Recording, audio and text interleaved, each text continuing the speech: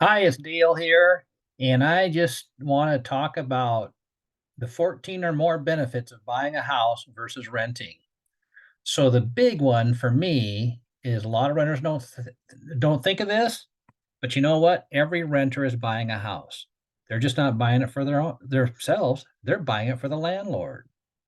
So let's go down the countdown here. So one, there are two zero down loan programs available for people, meaning no money out of your pocket for a down payment.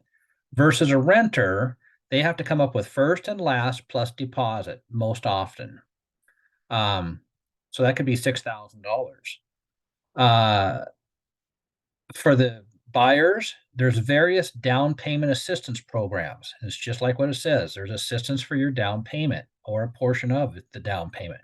Whereas a renter, once again, they have first, last, plus deposit, which is the cash they got to come up with. A buyer, can borrow up to 45% of their gross income to determine their budget for purchasing a home. Whereas a renter, that 45% less their consumer debt, car payments, credit card payments, things like that are taken out.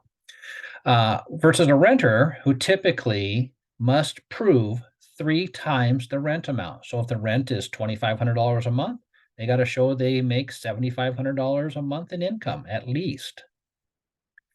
Um, a purchaser can borrow the money with a 640 or higher credit score. Whereas a lot of newer apartments and professional property managers, they're asking for a 700 or 750 or higher credit score. Um, Lending institutions don't care if you've been evicted out of an apartment or a rental. Whereas when you do a background check, that landlord's going to be very concerned if you have been evicted. With buyers, there's no non-refundable pet deposits compared to a renter who there's always non-refundable pet deposits, at least the majority of the time. Um, with a home, you can have as many, if you are a homeowner, you can have, as many dogs and cats as you wish, subject to the municipality rules and regulation or the homeowners association dues. Um, let's see here. Buyers, late fees. The late fees for a mortgage are calculated as a percentage of the mortgage. So it's typically 3 to 5%. But there's a 15-day grace period with no fee. Whereas as a renter, if you don't pay on the day that it's due, oftentimes late fees start accruing immediately. You may have a 3 to 5 day grace period before you start getting notices to pay rent or vacate. Um, I think it's 15 days now, but that doesn't mean that there are no late fees associated with paying your rent late. Let's see here. There's basically no application fee to get pre-approved for a loan. And if there is, it's very, very low. And that varies from mortgage company to mortgage company.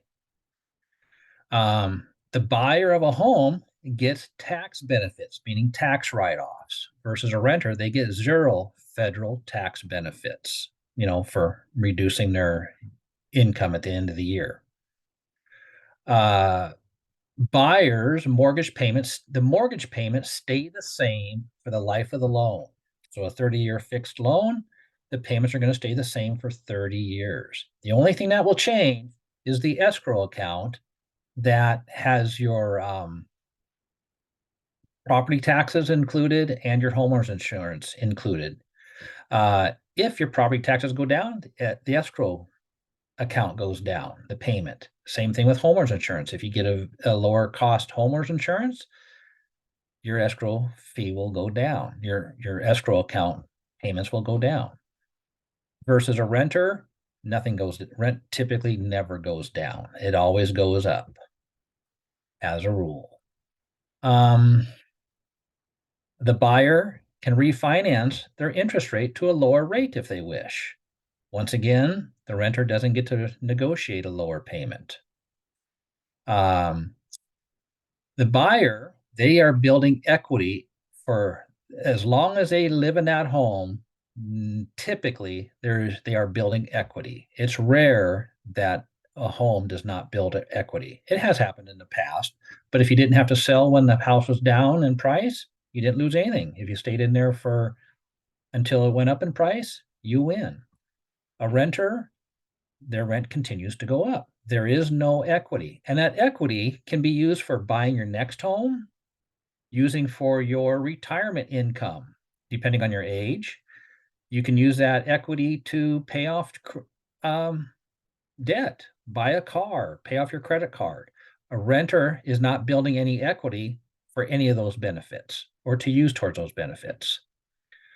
When you're a homeowner, you can paint the house any color you want, subject to a homeowners association. If you're involved with a homeowners association, you have to get architectural approval. You can remodel, change the carpet, change the kitchen.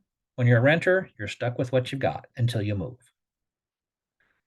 Sometimes a landlord will allow you to paint the walls, but they may require you to paint it back to the original color before you leave. So that's the majority of if I didn't hit on all 14, that's the majority of them. So I hope this gives you a general idea as to some of the benefits of buying versus renting. And I'm here to help you become a homeowner. That's what I do. If you'd like a free consultation, just reach out to me and we'll pick up the phone and talk.